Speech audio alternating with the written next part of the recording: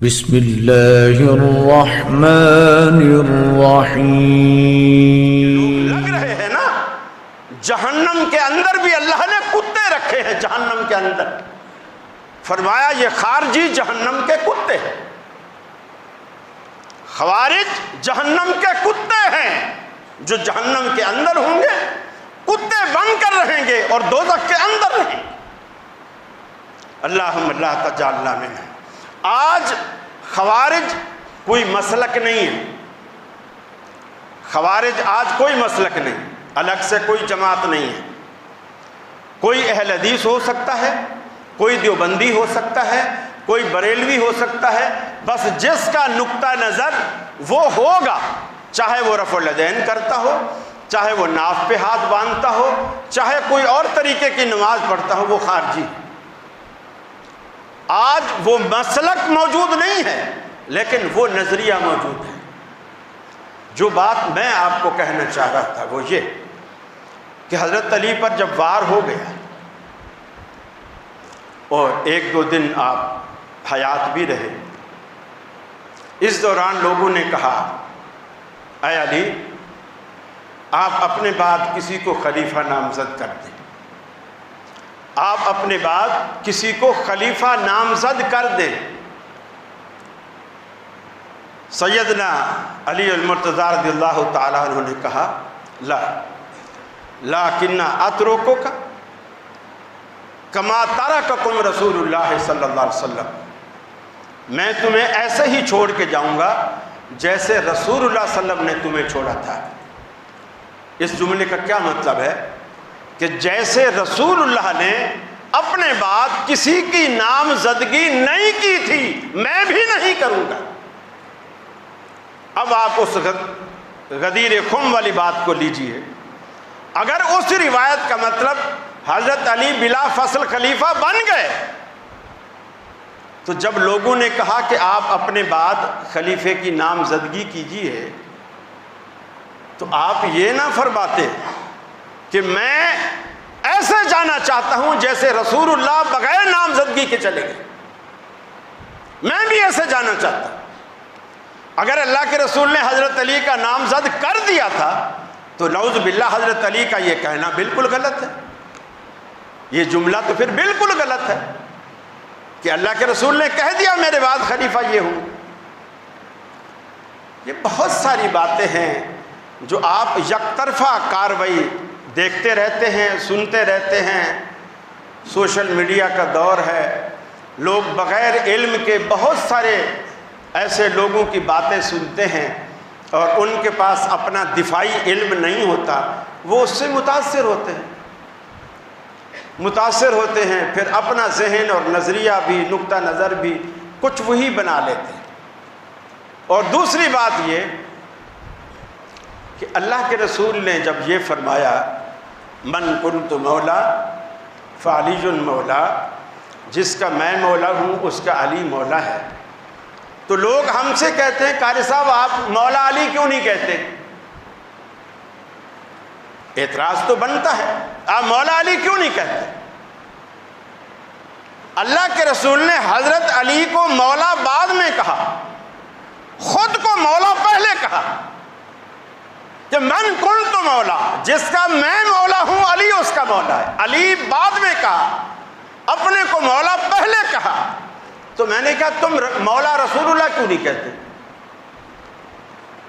حضرت علی کے لیے تو لفظ خاص ہو گیا، مولا رسول اللہ کیوں نہیں کہتے؟ آج کون کہتا ہے؟ نہ دیوبندی کہتے ہیں، نہ شیعہ کہتے ہیں، نہ بریلوی کہتے ہیں، نہ اہل حدیث کہتے ہیں، مولا رسول اللہ کیوں نہیں کہتے؟ پھر دوسری بات یہ کہ رسول اکرم صلی اللہ علیہ وسلم نے غدیر خم کے موقع پر حضرت علی کے لیے آپ نے یہ الفاظ کیوں کہے، اس کا ایک خاص پس منظر ہے۔ باقی صحابہ کے لیے کیوں نہیں کہے کہ جو میرا دوست ہے وہ ابو بکر کا بھی دوست ہوگا، عمر کا بھی دوست ہوگا، عثمان کا بھی دوست ہوگا، طلحہ زبیر کا بھی دوست ہوگا، آپ نے باقی کو لیے کیوں نہیں کہا؟ حضرت علی کے لیے کیوں کہا؟ اس کی ایک وجہ ہے۔ وہ وجہ کیا ہے وہ وجہ یہ ہے کہ نبی کریم صلی اللہ علیہ وسلم نے یمن کی طرف ایک قافلہ بھیجا. وہاں کے یہودی اوس اور خزرج سر اٹھا رہے تھے. حضرت علی کی قیادت میں آپ نے اس قافلے کو بھیجا. شروع میں انہوں نے مزاحمت کی، پھر ہتھیار ڈال دی. فتح نصیب ہو گئی. جب فتح مل گئی، ادھر رسول اللہ صلی اللہ علیہ وسلم حج کے لیے مکے کی طرف آئے ہوئے تھے، مدینے سے نکل پڑے تھے. حضرت علی نے ایک اور صحابی کو اپنی جگہ قائم مقام امیر بنایا، مال تقسیم کیا. رسول اللہ کے لیے انہوں نے خمس پہلے سے نکالا، اور جس کو ذمہ دار بنایا، قیادت اور مال سارا ان کو سونپ کر خود سواری پر سوار ہو کر رسول اللہ کے قافلے کی طرف روانہ ہو گئے اور آپ کے ساتھ آ ملے. جب آپ کے ساتھ ملے تو حضرت علی نے جو لوگوں میں مال خمس نکالنے کے بعد مجاہدین میں تقسیم کیا تھا، جس صحابی کو حضرت علی نے امیر مقرر کیا، مجاہدین نے انہیں کہا کہ یمن اس وقت کپڑے کی بہت بڑی، یوں سمجھ لو کہ بہت بڑی فیکٹری تھی یمن کے اندر، بناتے ہاتھوں سے تھے. وہ مشینی دور نہیں تھا، لیکن مشینیں بھی لکڑی ہاتھ اس طرح سے کام کرتی تھی، کپڑے بناتے تھے. جیسے جولا ہے کسی زمانے میں کھیس اور اس طرح کے کپڑے بنایا کرتے تھے. تو یمن کے کپڑے بڑے مشہور تھے. مجاہدین نے کہا کہ علی نے ہمیں ایک ایک چادر دی ہے، چادریں تو بہت ساری وافر ہیں. علی آپ ہمیں ایک وہ جو دوسرے جس کو امیر مقرر کیا تھا کہ آپ ہمیں ایک ایک چادر اور دے دیں. انہوں نے کہا بہت ساری ہیں، ایک ایک چادر اور دے دی. جب یہ بھی واپس آ کے قافلے میں ملے، حضرت علی بھی ان کے ساتھ مل گئے. دیکھا کہ سب کے پاس دو دو چادریں ہیں، اور یہ خیال آیا کہ میں نے تو انہیں ایک ایک چادر دی تھی، دو دو کہاں سے آ گئی. پوچھا تو انہوں نے بتایا کہ یہ جو ہمارے نئے امیر ہیں، انہوں نے ترس کھایا، ہم نے درخواست کی ایک ایک چادر اور دے دی. انہوں نے کہا وہ تو میں نے خمس سے نکالا تھا، اللہ کے رسول کا حصہ تھا، ایک ایک چادر واپس کرو. انہوں نے وہ ایک ایک چادر واپس کی. ظاہر بات ہے جب دینے والا پیارا لگتا ہے اور واپس لینے والا فطری طور پر برا لگتا ہے. ان لوگوں کو یہ بات پسند نہیں ہے، یا یہ نیا امیر تو کتنا اچھا ہے، ہمیں دو دو چادریں دے رہا ہے. اور نعوذ باللہ سیدنا علی کتنے وہ ہیں کہ وہ دی ہوئی چادر بھی واپس لے رہے ہیں. ان لوگوں نے آ کر رسول اللہ صلی اللہ علیہ وسلم سے شکایت حضرت علی کی. اور نعوذ باللہ میں جیسے ہوتا ہے، کچھ بات 1 انچ کی ہوتی ہے تو بندہ 3 انچ 2 انچ اپنے بھی ساتھ ملا کے پھر بڑھا کے بات کرتا ہے. یا رسول اللہ علی ایسے ہیں، علی ویسے ہیں، علی ایسے ہیں، علی ویسے ہیں. آپ کا رنگ پھک، غصے سے سرخ ہو گئے. اب آپ نے فرمایا خبردار، من کنت مولا فہذا علی المولا. چونکہ گلہ حضرت علی کا آیا تھا، ابو بکر عمر عثمان کا گلہ نہیں آیا. جس کا گلہ آیا ہے آپ نے اسی کی محبت لوگوں کے دلوں میں جگائی، حضرت علی کی محبت کی شمع روشن کی کہ تم اس سے نفرت کرتے ہو اور میری محبت کا دعویٰ بھرتے ہو. اگر تمہیں مجھ سے محبت ہے تو پھر علی سے بھی محبت رکھنی پڑے گی، ورنہ مجھ سے پھر تمہیں کوئی محبت نہیں. اور پھر ایک روایت میں یوں بھی صراحت ہے کہ منافق علی سے بغض رکھے گا، یہ منافق کی نشانی ہے. اور جو مومن ہوگا وہ علی سے محبت کرے گا، یہ اس کے ایمان کی نشانی ہے. تو اس موقع پر پھر آپ نے یہ اعلان اس لیے کیا تاکہ لوگ جو حضرت علی کی برائیاں کرنے پر تلے ہوئے ہیں، تاکہ ان کی برین واش ہو. ان کے دماغ کو دھویا جائے، ان کے دماغ سے جو غلط فطور آیا ہے، جو شیطان نے ڈالا ہے، اس کو نکالا جائے، اور آپ نے وہ نکالا۔ فرمایا انما یرید اللہ لیذہب عنکم الرجس اہل البیت ویطہرکم تطہیرا۔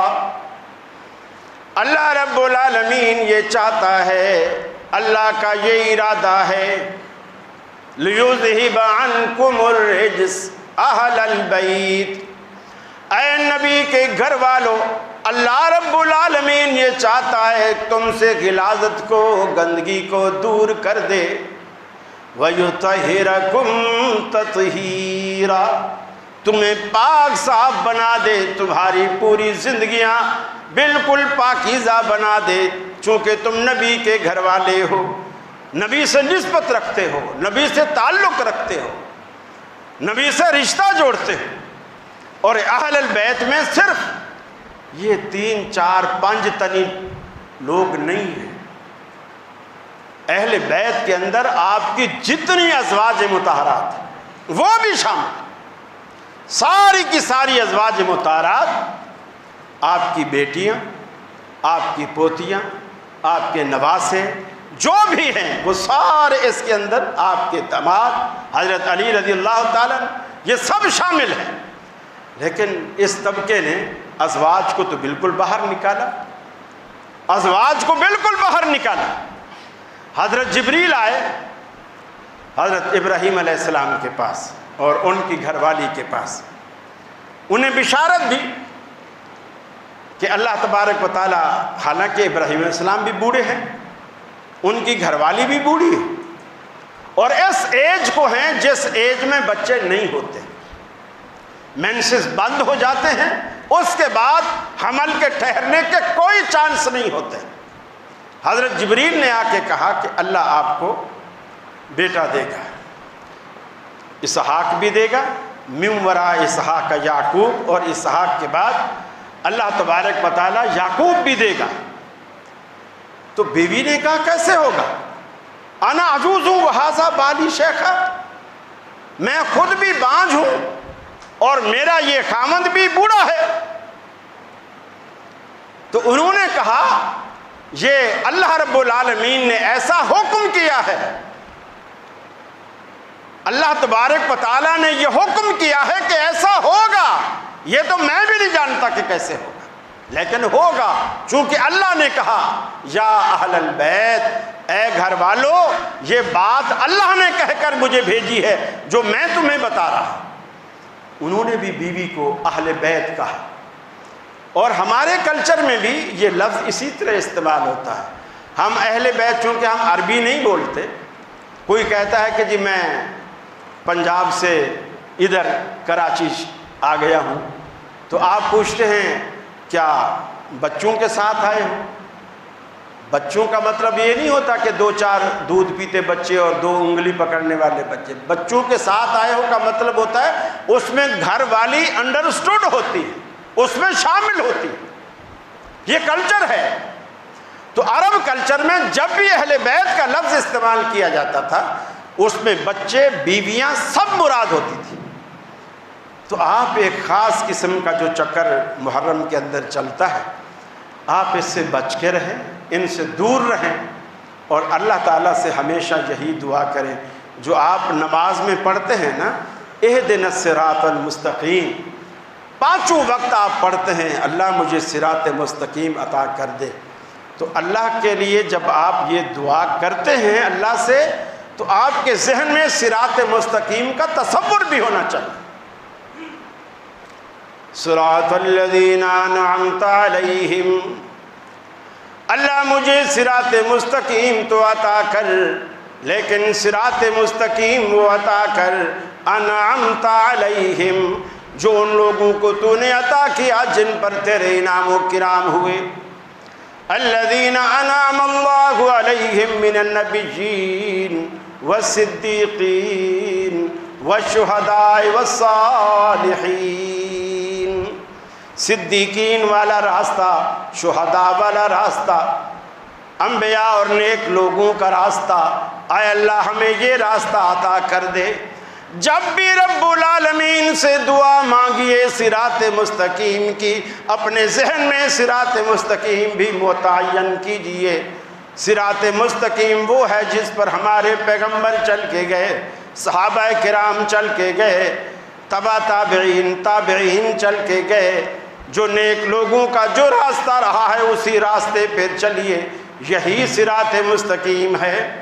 اللہ کے پیغمبر عیسیٰ علیہ السلام نے اپنی قوم سے کہا، اے دنیا والو، کہاں مارے مارے پھرتے ہو، بھٹکتے ہو، در در کی ٹھوکریں کھاتے ہو، کبھی مجھے اللہ کا بیٹا کہتے ہو، کبھی میری ماں مریم کو نعوذ باللہ اللہ کی بیوی کہتے ہو۔